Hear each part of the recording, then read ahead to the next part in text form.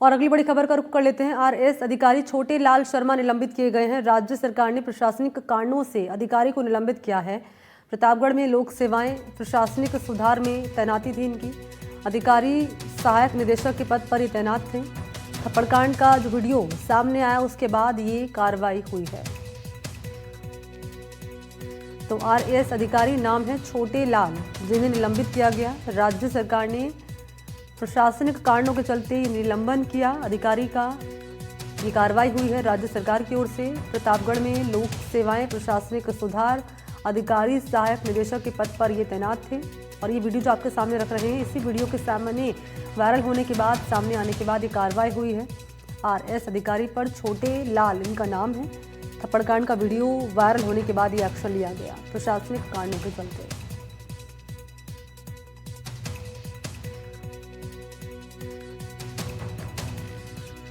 और ये निलंबन के आदेश की कॉपी आपके सामने रख रहे हैं जो राज्य सरकार ने दिया है। राज्य सरकार की ओर से कार्रवाई हुई है। प्रशासनिक कारणों से आरएएस अधिकारी छोटे लाल शर्मा को निलंबित किया गया है। प्रतापगढ़ में लोक सेवाएं प्रशासनिक सुधार में थे ये तैनात। इसके अलावा अधिकारी सहायक निदेशक के पद पर तैनात थे। थप्पड़कांड का जो वीडियो आपके सामने रख रहे हैं, लाल रंग के घेरे में ये व्यक्ति आपको नजर आ रहा है। थप्पड़कांड का वीडियो सामने आने के बाद ये कार्रवाई हुई है।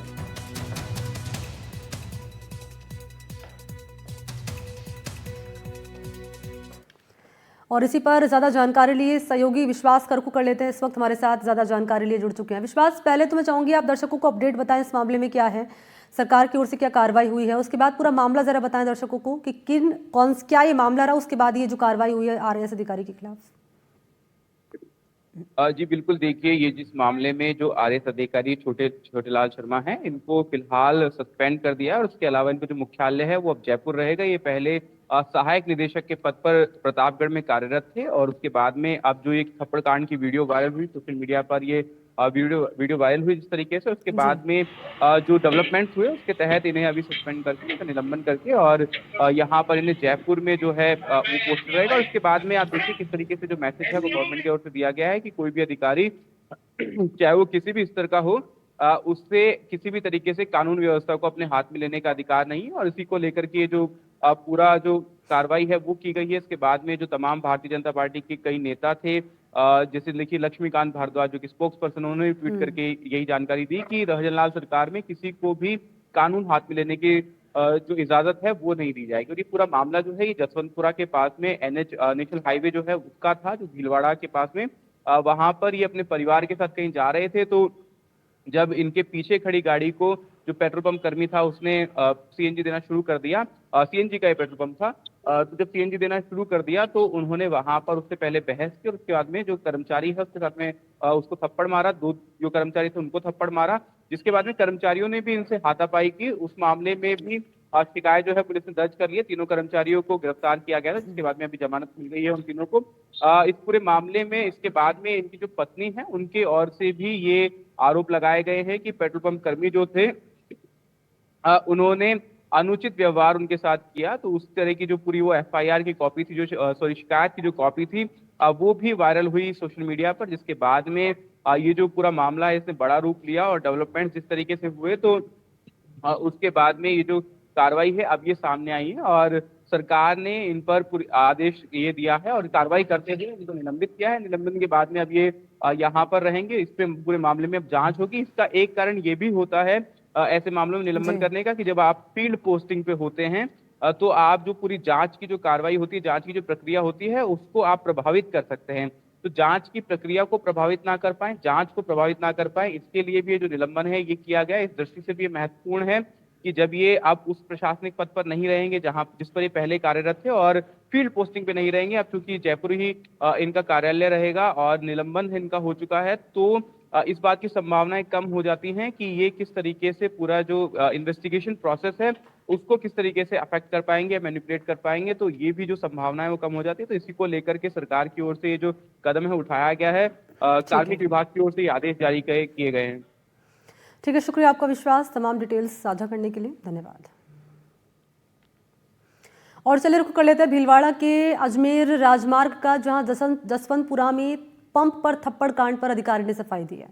छोटू लाल शर्मा, जिनका नाम है, एनडीटीवी से एक्सक्लूसिवली बातचीत करते हुए सीसीटीवी फुटेज पर सवाल खड़े कर रहे हैं। कह रहे हैं कि पूरा फुटेज एडिट कर वायरल किया जा रहा है। मेरे साथ मारपीट का वीडियो एडिट किया गया है। मेरी पत्नी पर सीएनजी पंप पर गलत टिप्पणियां की गई हैं। आखिर कौन पति अपनी मौजूदगी में पत्नी के साथ बदतमीजी बर्दाश्त कर सकता है? अधिकारी ने इस मामले की जांच की मांग की है। अधिकारी ये भी कह रहे हैं कि खनन कंपनी मुझसे गलत काम करवाना चाहती थी। घटनाक्रम को भी खनन कंपनी से जोड़कर देखा जाना चाहिए। छोटू लाल शर्मा ने दमंगई दिखाई, एसडीएम होने का बेजा इस्तेमाल किया और मारपीट की, जिसमें कितनी सच्चाई है?